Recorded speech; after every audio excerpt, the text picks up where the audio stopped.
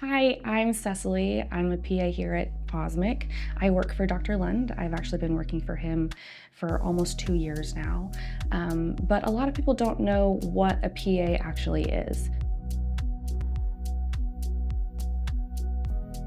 So we recently had a name change a few months ago, and we now are called physician associates instead of physician assistants.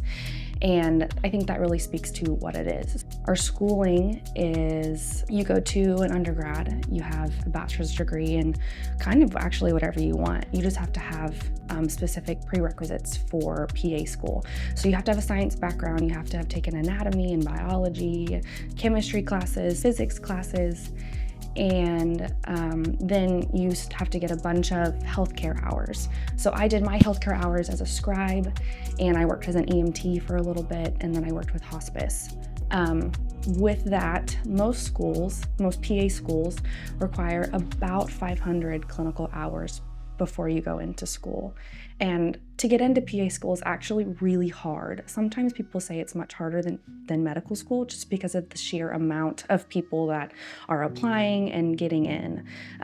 So I went to Hendrix College in Arkansas for my bachelor's degree. I went to LSU for my master's degree. The PA school is 2 to 2.5 years. Mine was 27 months, and it's actually in a medical model type of learning. So what that means is they basically take pieces and parts of medical school and condense them down into about a 2-year process. So the first year to 15 months is all classes, and you learn about diagnosis and how to treat them and different disease processes. And after that first year, you have so many tests. I think we took a test per week, and it was a lot of information all at once. But when you take a medical school type of program and you condense it down, you kind of have to get the real basics of everything. And then you go into your clinical rotations, and that is minimum of 12 months of rotations.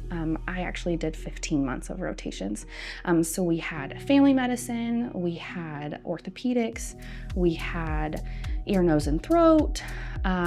We did hospital medicine and the ER and a whole bunch of other different things. And I actually really like orthopedics, and so that's why I came here. After school, you do take a boards exam as a PA, and you can't take it until after you graduate. So a lot of other different medical professions, you can take it before you graduate, but we actually have to graduate school, pass our test, and then we can work as a PA. Again, I said I've been here for 2 years, so this is actually my first job out of school, and I really enjoy it. Like it's kind of complicated. So Dr. Lund works in hands and elbows and shoulders, and the hands are really complicated things, and so I had to learn a lot here, and Dr. Lund was a really great teacher about all the different bones and all the different ligaments and things like that when it comes to this. So that's kind of what a PA is. We can also work in so many different fields. Orthopedics specifically, we see patients, I can send medications, I do pre-op exams, I actually go to surgery with him, and I am extra hand in there for whatever he needs, whether it's suturing or holding instruments or things like that. And then, you see us in the clinic, and that's what a PA is.